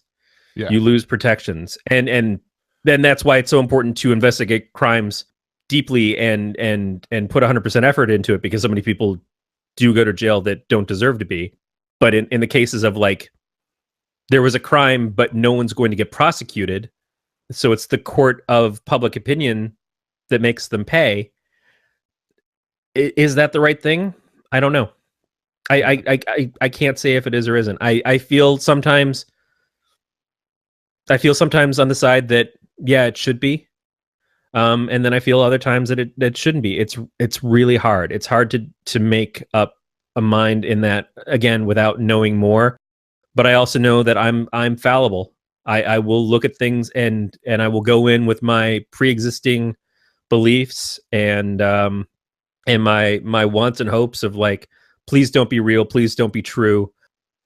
And am I strong enough to open my eyes and see outside of what I want versus what is the truth? Yeah. All right. So we went down a weird rabbit hole with that. Yep. I knew that was going to happen. Yeah. I knew as soon as you started talking about it, it's like, shit, yeah. I should have chosen something else. No, it's fine. Honestly, because it's one of these things, like, sometimes it just happens. But to sum it up, hopefully, honestly, I think you hit it earlier. I hope that we get out all these people who are, like, this all gets exposed to where, what I'd love to see happen is, when this stuff happens, it gets reported sooner. That's what I want is, where we have these investigations where, crimes can be, there could be punishments for the crimes and all this stuff, not like 30 years ago and all this stuff, but whatever. Well, the starting point for that is, what needs to happen first and foremost is, when someone is a victim and comes forward, we have to make them feel safe in coming forward. We have to make them feel like we are taking them seriously when they come forward. And that's the beginning. And if you saw the hashtag #MeToos and the amount of people that that posted that, and then the amount of people that that didn't post, but you realize that they probably could have, it's just so it just breaks my heart. Yes, But exactly. it is the reality. It's not a surprise as much as it is having a light shine on it so brightly. It means you can't look away from it, and you shouldn't look away from it. Exactly. And that's what we all need to we need to do better. Yeah. So to switch things up, I'm going to talk about mine, which I alluded to a little bit when we were talking about all the stuff. I this week I have a video game. It's a video game I've had for a couple months now since it came out. But I've been playing it not all the time, but when I've had free moments, and that is WWE 2K18 on the Xbox One. Actually, conveniently enough, over my left shoulder here. This game honestly is freaking awesome. Can I play Junkyard Dog? I think you can. Can I play George Animal Steel? No, George isn't in there. Surprisingly, George isn't in there. Our one Michigan wrestler that you know, that I know, yeah. Like from my time, he was the Detroit guy. Oh yeah, but now a guy who recently ran for the seat in for one of Detroit in the state representatives, Rhino is in here. But no, so they redid a lot of the stuff. It's no. Growly put, did Corey say, can I play Jump Your Dog? No, it's Junkyard Dog. He's an old school wrestler from the 70s and 80s. I'm more of a reindeer games than a dog games. But no, so honestly, this game really cool. There were some hilarious bugs that I think got patched, or at least I hope got patched, that I have seen before. But the big thing is, and it's the reason why with this FIFA 18 and Madden 18, which are two other games that I've gotten over the past couple weeks, that I'm loving their story modes. WWE used to have it with their games great story modes where you were actually, like a couple of them, there was one, I forget which one it was, but you actually had 5 different superstars. You were following like you had this story that you were doing with each of them, and it was all something different. Like John Cena's was like this road to WrestleMania or something like that. But it's called My Player, which original. But you go through, you create your guy, you unlock more things as you go along, and you do about a year. It takes place. It's about a year in WWE, and you're going through your career as if you were a wrestler. You start out as a independent superstar, and then you make your way into NXT, doing the training and stuff, and then you, depending on how things go, you become NXT champion. And once you become champion, you have a quick rivalry, and then you make it to one of the main rosters, either Raw or SmackDown. And then the hilarity ensues. So there's, I think I've heard like 5 different routes that you can take. And the cool part is, like, I mean, you've got some of the wrestlers from my childhood that I've loved that are in here. Like Triple H is, because he's a WWE head in the WWE head offices now. He's in on the Raw side, and one of the parts I loved is my character actually was standing up for. I had my character standing up for himself against Triple H. And I'm like, something I would never do if I was in this. If this was in real life, I've never been like, yeah. I'd be like, sure thing, boss. Because I get onto Raw after leaving NXT, and they're like, we want you to lose this match to help enhance the talent because they're coming back from injury and all this stuff. And I'm like, all right, fine, one time, I'm giving you one. And like next week, we want you to lose to this guy. And it's like, is this the last time? It comes to me seriously. I told you I was giving you one here before, but I want to start. I don't want to be a jobber essentially. And then next week's like, we're gonna do this. I'm like, no, sorry, no. And then Triple H starts yelling at you and all that stuff. But no, it's super fun. I love the entrances that they have in here. They got really great actors doing the mocap to capture the entrances of all the superstars, or they've had quite a bit of the superstars go like either down to Full Sail and just they did set up a capture rig there, or to where they develop, or wherever they develop the game, and go through and just do their entrance and all this stuff. The lighting on here is really cool. Like Are you playing on 4K? It's not in 4K because this is the 1S doesn't play in true 4K. Right, it up converts. Yeah, it does like this weird up converting, but it still looks really good. One of the wrestlers that I've enjoyed for a while, Bobby Roode, his whole thing is he's the glorious one, and that was the first one that I'd seen, and I'm like, ooh, that does look glorious, to use the pun right there. But it's one of these things I would love to see on the X. Like, if only I had the $500 to drop on that console. But yeah, it is like everything. The only thing that I found weird is the hair for the women, or if your character has longer hair, is a little weird because it's not like it's almost like they're doing this weird layered look thing where each strand, like each hair, it's not like each strand or like almost like even like bigger strands. It's these parts that they have here. So some of the characters, when you're looking at, like, their hair looks really weird. You can mocap a body, but you can't mocap a hairstyle. Yeah, exactly. One of the things honestly that I love about this is the creator studio. People have, because this is what I used to do way back in the day with WWE SmackDown on the PlayStation, was I would do, this is probably about what, 2000, actually this one was probably about 2004 or whatever. I think it was Raw vs SmackDown or something like that. But I went online and found people who had created other wrestlers who weren't in WWE at the time, and I would create the wrestler like in the creator superstar thing. Well, they started doing that, but now you can actually upload them too, and people have done that to where I have all these other superstars from Japan and the other like smaller American promotions and the United Kingdom, and some newer guys who didn't make the cut yet. Like with and since I bought the deluxe edition, I have the DLC, and I'm like, all right, you need to bring in these guys. But it's just funny to see, like, so, and there's some people like some guy made Barack Obama, and it looks like Barack Obama. Like, you can get really good. The cool thing is here with the My Player, get back to the My Player a little bit, you can actually have your guy go to other go onto your friends' shows. So, for instance, friends of the show, Glenn Rubenstein and Nate Ward have both come onto my show, in my roster in the back of the locker room. I've never wanted. I love Nate.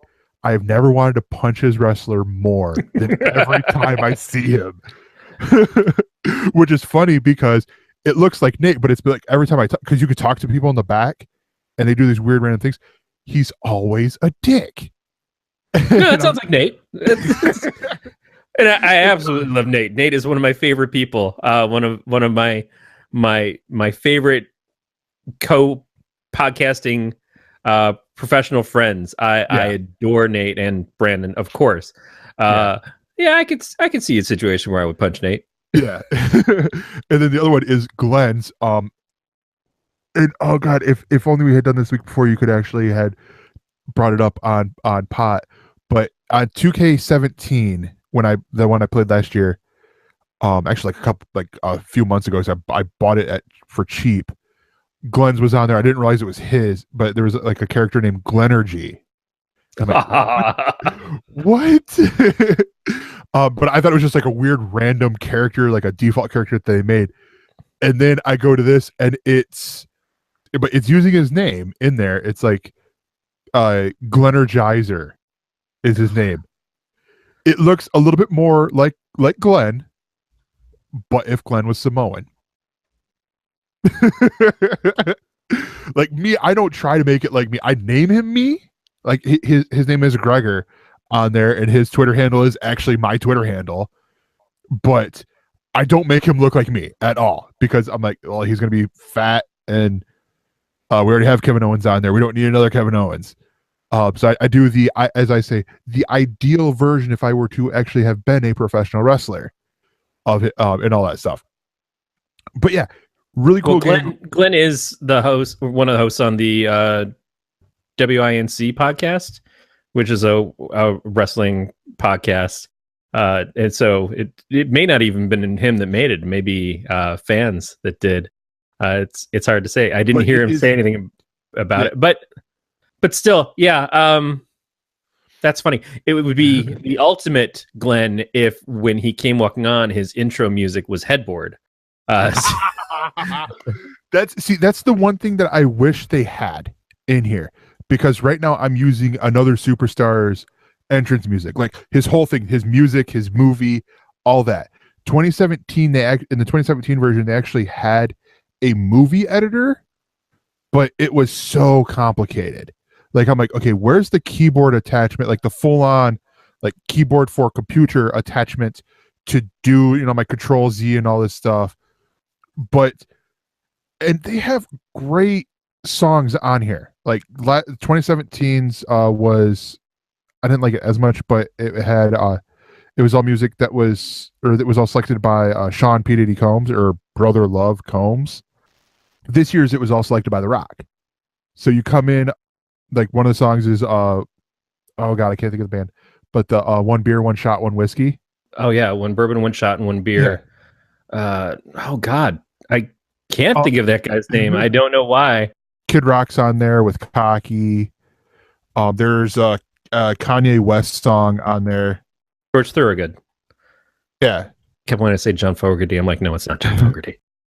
But there's like, this is one of the few like soundtracks for this game that I'm like, I like all but one song on here, and it's the Kanye West song. But it's mainly because they use the edited version, I think, to keep it to a T rating. But there's a good part where you only hear like every fifth word, because his song's the Black Skinhead. Because it sounds like the opening of the show. Yeah. Actually, no, it's a lot worse.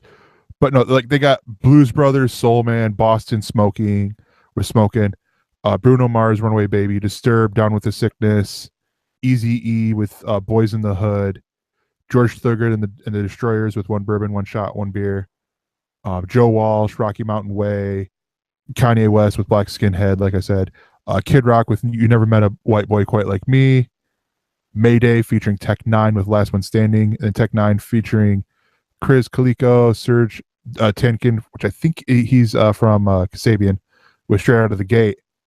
And that's like this whole soundtrack. I'm like, oh, it's awesome, but you can't use them in Create a Wrestler mode. And I'm like, I would so come out to One Bourbon, One Shot, One Beer, or Soul Man, any of these ones. I'd come out to those. But it should let you choose your song. It should let you not just choose what it has, but let you even if it was something you had to go and buy it through what was XPlay Music before, or Microsoft Music, or Bing Music, or whatever they want to call it, it would still be something to let you. You used to be able to buy tracks for Guitar Hero and Rock Band. It just makes sense that you should be able to, create a wrestler or create a skater in Tony Hawk games. You should be able to make your own playlists and put those things in and have your introduction. That's the level of gaming that we should be at by now. There's no reason with the technology that we have that we couldn't do it. We've been able to buy our own fucking ringtones for the last 15 years. It's just ridiculous that at this point in time, that's not something that they're including. It's not even a licensing thing, because you're only putting it on there for your own usage. Yeah. I mean, it's especially because you're on the right point, because like I said before, with the whole Create a Wrestler or the download community thing, when you can download arenas, titles, like you can actually go in there and download all the Ring of Honor titles, all the Impact Wrestling titles, the New Japan titles, all these titles that WWE does not have the rights for. And you could play them with the wrestlers, and then download the wrestlers to be the champions, and then fight Brock Lesnar and AJ Styles and all these other guys. And yet we can't do like 21 Pilots, Ride, or any of these songs. It's just your list from all these other superstars, and then you're like 10, 20 generic songs that are just super boring. Yeah. 2019, fix that, please. But yeah, That is it. You can find that on both on Xbox One, the Nintendo Switch, the PlayStation 4, and I believe PC. So yeah. And that is going to do it for the ElseViews. We will be right back with the Else Words. The galaxy far, far away feels closer now than ever before, and your guides through this galaxy are ready to help. I'm Zach Hagenbusher, one half of the new Jedi Archives podcast with Ben Schultz. Join us every other Tuesday for our experiences with the Star Wars saga, from the core films that we know and love, well, you know, some of them, to the annals of history and the works that shaped Star Wars into what we know it as today. Just jump in wherever you'd like. Download an episode of the new Jedi Archives today. And we are back with the Else Words. This is the big discussion topic. And when I say big, this is actually big. The man responsible for, I'd say probably a third of the writing at Marvel right now, just left. The guy who has written almost every mainstream Marvel title except for one, and that's because it is not being published currently and isn't allowed on the docket, according to rumors, and that would be Fantastic Four. And the guy who created characters and made characters relevant again to a point where they are showing up in the Netflix shows. We talk about the last original character that got popular in comics was Deadpool, but that's not necessarily true. Certainly, I'd say the biggest recognition character that I think is just probably around the corner from getting seen more mainstream would be Kamala Khan.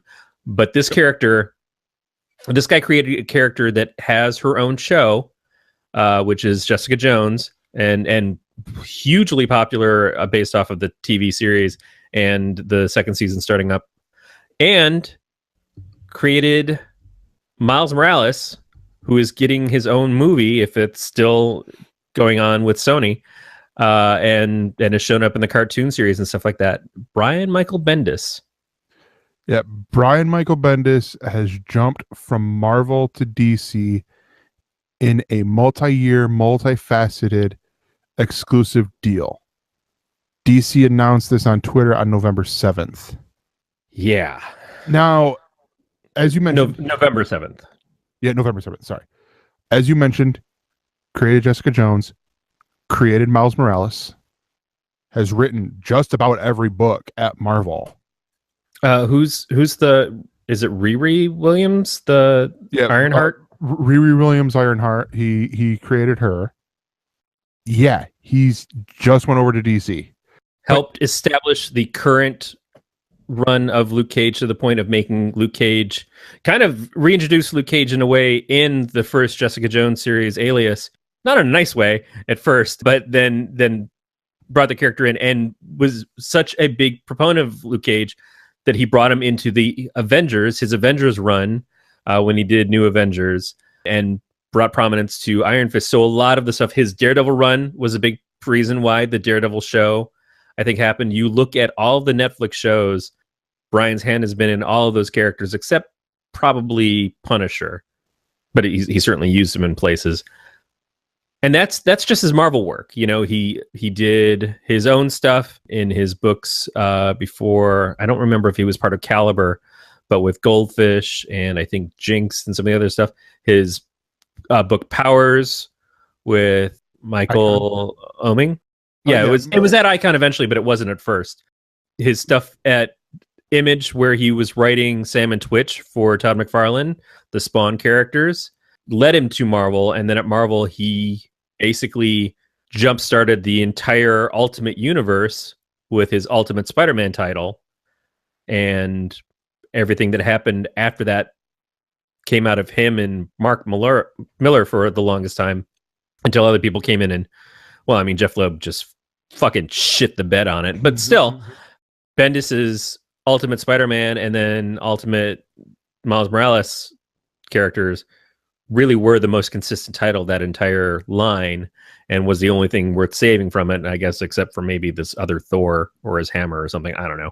But yeah, huge deal. Bendis was also part of the architects that went and were referenced with the Marvel film universe for a while. but also the people that kind of lost favor because Kevin Feige didn't want to deal with Marvel's bullshit, mostly meaning like Perlmutter, and just said, no, we're just going to do this ourselves now. So Feige took control of the Marvel film line, and Marvel Comics have more of their hands in the TV stuff that Jeff Loeb is more or less a part of and invested in. So that's where you see the breakdown between them and why the crossovers are less and less likely to happen between those TV characters and the movie characters. Not that the TV stuff isn't doing some good stuff, and not that they're not doing some awful stuff too in Humans. But it's a weird thing, and I wonder if that's part of why Bendis jumped ship. One, he's done almost everything you can do at Marvel. He's done Guardians of the Galaxy. He's done X-Men books. He's done Iron Man. I don't know that he's done Cap, but he's used Cap certainly in Avengers, running multiple Avengers books at a time. There's so much stuff. His Spider-Man mainstream books. He's done it almost all. And his first run in Ultimate Spider-Man, he and Mark Bagley did that series. They wanted to get to a point where they both worked on it the entire way through to at least match the run that Stan Lee did on it originally. And so they did, and I think they actually beat him out by maybe an issue or something like that. And that was a huge deal in and of itself.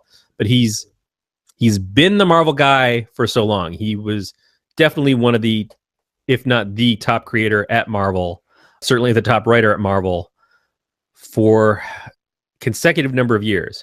So to see him go over to DC, the only thing I can think of other than boredom and looking for new challenges is that at DC, he might still be able to get more in hand with the DC film property stuff or the DC TV property stuff.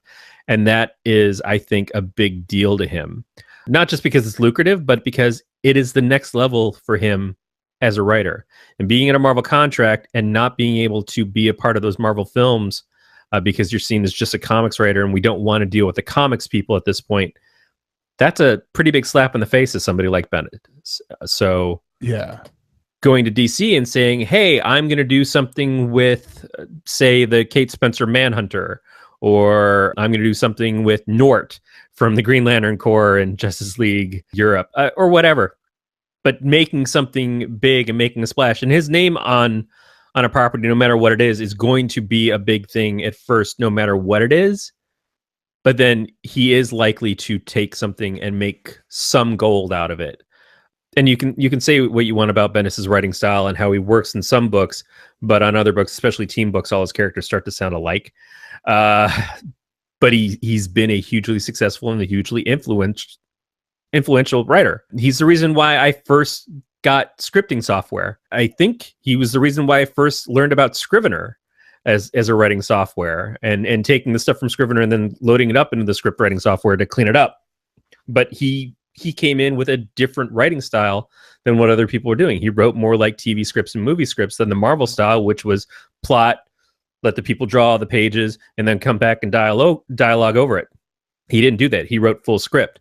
So it'll be interesting to see what DC can do with him and what DC can do for him. But it's also interesting to see what is Marvel going to be like without him. Yeah. So I know he's currently writing, I think he's doing Iron Man. He's doing both Iron Man series. He's doing the Doom one. Well, the Doom one wrapped up. The Doom it finished? Okay. It's tied in with Invincible Iron Man. Yep. I believe I might be wrong, but he's doing Spider-Man 2. Well, Spider-Man 2, yeah, which that's a limited run series. They just got 2 or 3 more issues to go. He's doing the current Jessica Jones series, and I want to say he's doing the Defenders series. Yep. He's doing Jessica Jones, Defenders, the Miles Morales Spider-Man book, which I believe is just called Spider-Man. He was doing the Peter Parker Spider-Man, the one where Peter Parker was rich and started a company and everything. He was doing that too, I think. Or maybe that was Dan Slott. No, you're right. It's Dan Slott. Dan Slott did Amazing Spider-Man. Okay. But yeah, he's got 4 books that he's currently writing. Some of those I can easily see other writers doing, But my question is the Jessica Jones book. Because, Jessica Jones and Miles Morales are both attributed to him. yeah, Strictly, like it's not like other people haven't written them in other stuff, but their main titles have always been him. yeah, And yeah, so seeing someone else come in and take over Jessica Jones, which someone's going to have to, it'll be interesting to see who that is. Someone coming in and taking over Miles Morales again has to happen. But who is that person who steps in that shoes? But that is the nature of creating work for hire stuff for companies. And yeah, it's also a big joy of it is that you create something that outlasts you. Stan Lee, while writing Spider-Man consistently still, because he does the newspaper strips, Spider-Man outgrew Stan decades ago. Yeah. They started introducing stuff. One of the stories we almost did today was about the movie that they're working on at Sony for Morbius, the Living Vampire. Mm-hmm. And that came out, I think, right in the issue after Stan stopped working on the book. It was like the next issue, 101 or something, was when they introduced Morbius. That is an amazing thing to see what other people do with your work. I've had ideas for stuff that I would like to release in the public domain and see what other people take and run with. Then I'm nobody. But it's hard to come into something that was created by one person and not be judged against them. And some people are going to think, oh, you're doing great. And other people are going to think, no, you're not the guy who should be doing this because there was only one guy who can do this. Lucas is the only one who should do Star Wars, or the only one who should do Indiana Jones with Spielberg. There's certainly, there's people that you're never going to win with. And then people who might give you a fair shot and decide, well, this just doesn't work for me, but I appreciate what you're doing. Brian K. Vaughan doing Runaways, and then the first couple of people, everybody who took over Runaways actually afterwards, had to deal with the fact that they weren't Brian K. Vaughan.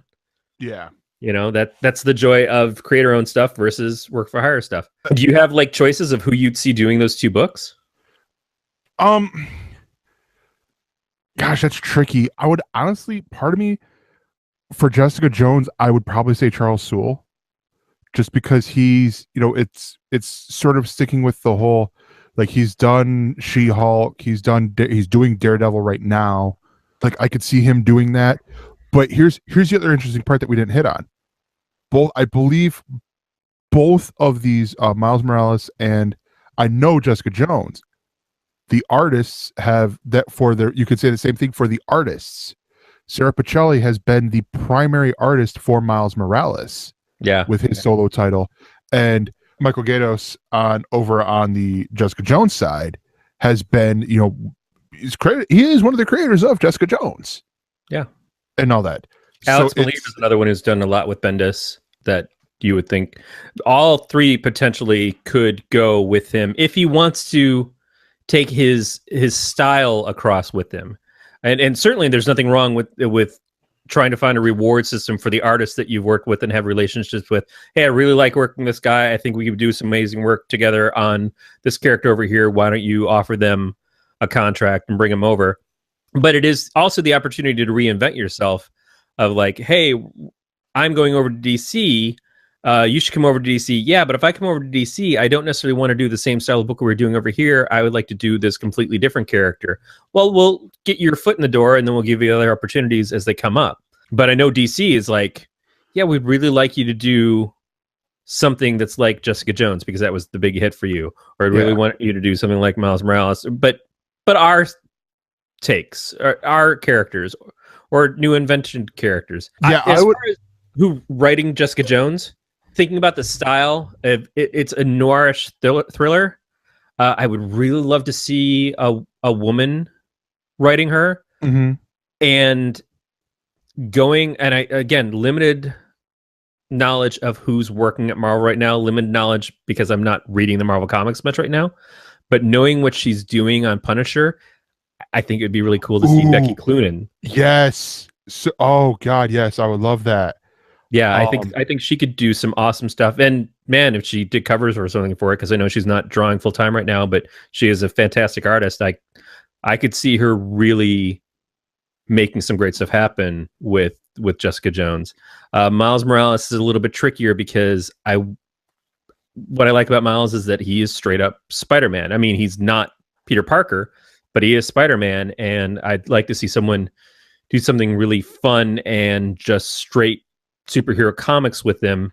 And man, who would that be? Is the question. I could see Chip Zdarsky doing that. Zdarsky would be fun. Zdarsky would definitely be fun because he's currently doing a Spider-Man book. He's doing Peter Parker, the Spectacular Spider-Man. If they could steal him, man, Christopher Priest. Because Christopher Priest is just, to me, one of the ultimate comic book writers in general, and what he's doing on Deathstroke, I hear, is incredible right now. Kind of making him more heroic, and the stuff that he's doing with the crossover with Teen Titans and everything, and some of those characters. But I've liked Priest for a long time. I've always liked Peter David, Kurt Busiek, because he's so purely comic book would be great. But it's hard for me to think about who's there right now. I mean, Dan Slott is obviously the Spider-Man lead right now. Yeah, Dan Slott's doing Amazing Spider-Man right now.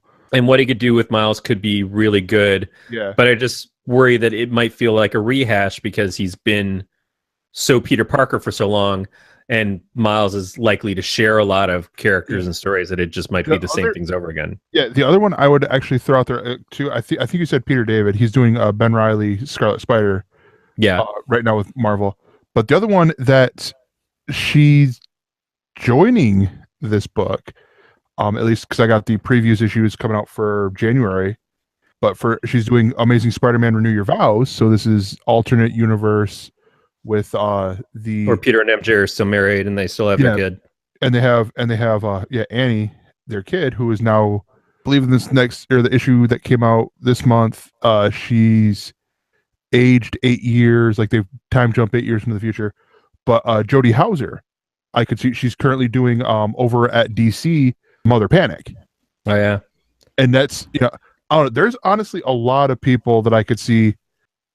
Okay, I will say this, and I do not mean it to sound bad. One person I don't think I would want to see is Ed Brisson. He's doing Iron Fist and a few other books. And it was just like Old Man Logan's another one. I think he's doing the Old Man Hawkeye book that's coming out in January. I'm not the biggest fan. Like I dropped Old Man Logan because I'm like, I like the story that they were telling before, that Jeff Lemire was telling, and then he left, and I was enjoying the books a little bit, but I'm like, Maestro, yay, sort of deal. But no, I look at this, going back to the Brian Michael Bendis side of things here. I hope he's able to sort of do some revitalization on the DC side of things here. Well, what would you like to see him if we're talking about putting Bendis into a book where it just seems like safe bet, solid fit, going to sell a lot of issues? Where do you put Bendis? Part of me would want to say Batman. But that seems like Batman seems very obvious because it seems like that's his style point and everything. And is that exciting to go from having done Daredevil for such a good number of years and that dark, gritty kind of thing? Like certainly a GCPD kind of book, but we've already had GCPD before. And so he'd just not necessarily be stealing from Rucka, but it would be like that was Rucka's book. And Bendis makes sense on it, or any caveat of those type of characters. A Question series, be it Renee Montoya or Vic or whoever in the role. I was joking around when I said the Kate Spencer Manhunter, but now that I think about it, I'm like, that would be really cool. Chase was another one, but those are lesser characters. Certainly, if you want to get him into a big book, he's done space operatic with Guardians of the Galaxy, so you could get him in a Green Lantern. That was what I was thinking of, was Green Lantern, because I mean, I could see not so much the space opera, but I could see it with him in the ability, like in any one of these. I would sort of want to see a character he creates in this. So Green Lantern would be a good, interesting one, because I mean, they have, they create new Green Lanterns from Earth all the time. There's part of me that would like to see, them do a Red Lanterns or a Sinestro Corps book, taking from one of the other Lantern Corps in here. I'd be interested to see what he does with Dr. Fate. I would like to see him do Black Lightning. Yeah. For a couple of reasons. One is Black Lightning has a TV series coming up, and so someone needs to do that book to be not necessarily a tie into the series, but to be the representation of the character in comics while that TV series is going. Second, one of the things about Brian Michael Bendis, if you know his background at all, is that he has a daughter who is mixed race. Mm-hmm. And so I think that he could be very interesting to write, not only from the perspective of race for the character, but also from the fact that the character is a father in the comics. I don't know if he is currently in the whatever version of the DC universe we're in now. With Rebirth, I haven't seen him in there. But if we're talking about tying it into the TV series, then they should, because that is something they're planning to explore at the TV series. So I will add one more. The Flash. Either The Flash or Teen Titans. Because, and you've already hit it all. With the new Wally West that a lot of people don't like. This, half black kid, the black Wally West that we got running around here. Everyone's like, oh, he's not my Wally West. You either you get hit this guy in here to where you get Brian Michael Bendis in here to where he can bump him up, add some character to him to make him different from, just being like, oh, this is the new 52 Wally West. No, this is Rebirth Wally West. This is how he's different from New 52 and how he's actually better than redheaded Wally West. I think the only problem is that would be a third title for Bendis, like not his main title, because I think the loss potential is very high on that book. It's either going to land or it's going to just sink. And that's the problem, is because of the preconceived conceptions of the character, because yes, not my Wally West. Do we need, how many flashes / kid flashes do we have to have? That sort of thing is part of it. It would be the same thing with Cyborg. Cyborg is someone that he could probably do great things with, but the audience has shown over and over again that they are not there for Cyborg in a solo series yet. I could see, honestly, with Cyborg, I could see doing something more like what Marvel is doing with Falcon and Black Panther, with getting, Ta-Nehisi Coates and Rodney Barnes, like getting like prominent black authors writing them, which they did with Cyborg. And I was, the first story arc I was enjoying, but it was after, I think it was the second, I think probably about issue 12, I think. I was just like, it fell down to low enough on my list where I'm like, I ain't got time to read comic. Yeah, Cyborg is, I think, always going to be a hard sell, because just the name is so old-fashioned. There's nothing exciting about the ideas of the character at this point. It's old hat character that never got his due. Worked great in a team. Worked great because of the relationships in Teen Titans back in the day. Not so much because the character himself as a power set was cool. And it's so hard to write a character that is non-human, but is also very human at the same time, and is dealing with the differences and the disabilities and stuff. To make it interesting in a comic series all about that one character stuff. The other thing is Bendis on a team book, we're again at the challenges of, does the dialogue feel like everybody's talking the same voice? And while that is not necessarily the most fair complaint, there are times when it's like, I've seen a lot of talking heads in a Bendis Avengers comic. Everybody's sitting there, and it's like an episode of The Office. Everyone's just sitting there talking to the screen, and it's just, you can't tell the difference of the characters if you weren't looking at the picture that was drawn next to it. So, but if I was going to give him a team book, and if it was a team book that desperately needs a big name creator to come in and make a splash on it, at this point in time, it would probably be Legion of Superheroes. The other one would be Justice Society of America, but I don't see him doing that because it's so much of a legacy thing, and I think they really need to figure out what JSA is. But Legion of Superheroes needs to come back, and I think is coming back, and the timing is there that they could come back at this point. It's just a question of whether he's going to be on it or if Jeff Johns is going to be on it. But yeah, as far as single characters, I lean towards Black Lightning, but I know that's not a big selling point. So does he go Superman? Does he go Wonder Woman? What of our big seven do we give him? Yeah, Batman just makes the most sense. It's such a safe bet, but that's kind of what you want, that launching out point of like, yeah, Brian Michael Bendis came over from Marvel and he's now the writer on our number one selling book. Well, Batman's already been your number one selling book for a long time and it's been on the top of the charts every month for years, between Tom King or Scott Snyder or whoever. Yeah, but Bendis is writing it. He came over. He's writing the number one book for DC Comics, not for Marvel. So yeah, we're taking that as a win. I feel like Batman's too easy of a pick. In all honesty. Well, you first Showboat and then you get Brave, and he's not going to write one book. It's Bendis. You know, he can't.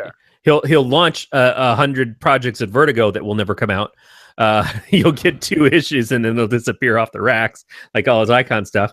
But yeah, that's the thing too, is that the Icon stuff was always like, oh, we're letting Bendis do this and we're letting Miller do this because it's Bendis and Miller and because they've made us billions of dollars.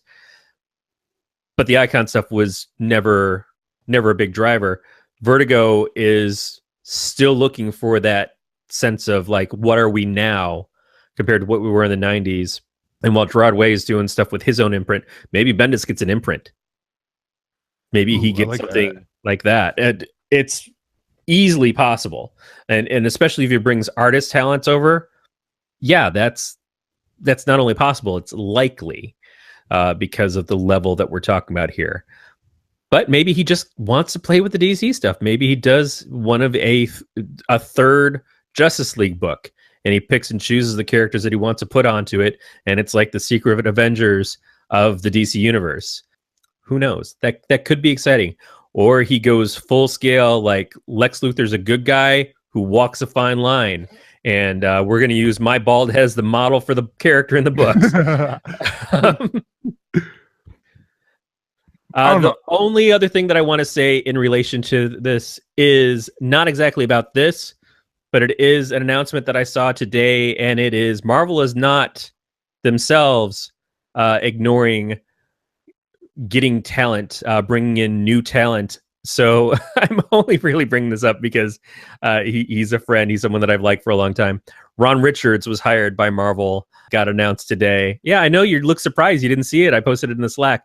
Ron Richards is now the VP managing editor of new media for Marvel Comics. He's apparently been working in the offices since October, which is funny because he just got married too. So he's been sneaking around a lot of stuff behind the scenes. Wow. Ron used to work for Image Comics. I ran into him when I was at the Image Expo a couple years ago, and he stopped by and kind of like chatted with me a little bit. And just always one of my favorite people anyways. Also co-founder of iFanboy, and he's in a lot of stuff with Drop Kitchen, Graphically, and Revision 3. So now a Marvel guy. And I know not on the creative front as much, but new media is something that is a big deal for all of these companies. And how do we get into these new places for these new eyes to find us? And I think he's a definitely solid choice to have in that role. So I'm excited for him. And on a completely separate note, and mainly because I was seeing her on the Discord, congratulations to Christy Cates with her reaching 1,000 followers on Twitch. That is nice. Awesome. She posted it like, I believe, 7 times today on Twitter. I know because I get alerts when she tweets, and I'm like, this is the same tweet. This is the same. Did her Twitter break? But congrats, Christy. But yeah, so that's gonna wrap it up here. Otherwise, we're just gonna start congratulating people on things, and also I gotta get up in 6 hours. Congratulations! I'm making it to work tomorrow. Yeah.